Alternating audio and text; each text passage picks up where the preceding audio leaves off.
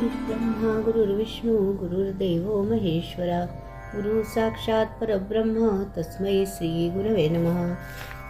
श्री गणेश दत्त गुरुभ्यो नमः. परमपूज्य श्री रामकृष्ण सरस्वती स्वामी महाराजांना वंदन करून मी आजच्या पठणाला सुरुवात करते. पुढील मारुतीरायांचे नाव आहे पारगाव मारुती. यानंतर कोल्हापूर जिल्ह्यातील 2 मारुतींचे दर्शन घेतले की आपली 11 मारुतींची यात्रा पूर्ण होते. शिराळ्याहून कांदे मागले या रस्त्याने पुढे गेल्यावर पुढे पारगाव कोडोली हे गाव लागते. वारणानगर येथील साखर कारखान्याच्या जवळ हे पारगाव कोडोली गाव आहे. नव्या पारगावातून जुन्या पारगावात समर्थ स्थापित 10वा मारुती आहे.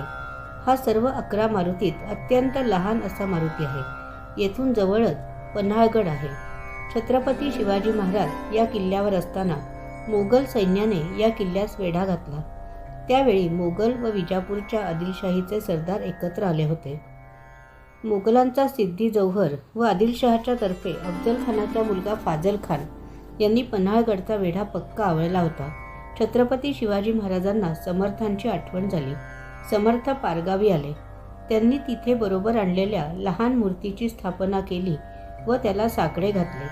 हनुमंत कृपेने शिवाजी महाराजांवरचे संकट दूर झाले व ते पन्हाळ्याच्या वेढ्यातून मोठ्या युक्तीने निसटून विशाळगडावर गेले.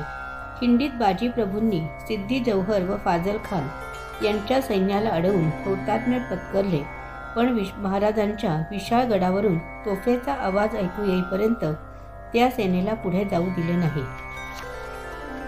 या पुढील मारुतीरायाचे नाव आहे मनपाडळे मारुती. 11 मारुतींमध्ये अगदी दक्षिणेस असलेला 11वा मारुती मनपाडळे येथे आहे. पारगावहून हे स्थान 5-7 किलोमीटरवर आहे. गावाच्या टोकावर नदीचे काठी हे मंदिर आहे. जुन्या वाड्यात ही मध्यम आकाराची सुबक मूर्ती आहे. दुर्लक्षित असलेल्या या मंदिराला आता 11 मारुतीच्या दर्शन निमित्ताने पुष्कळ मारुती भक्त येत असल्याने सुधारणा होऊ लागली आहे.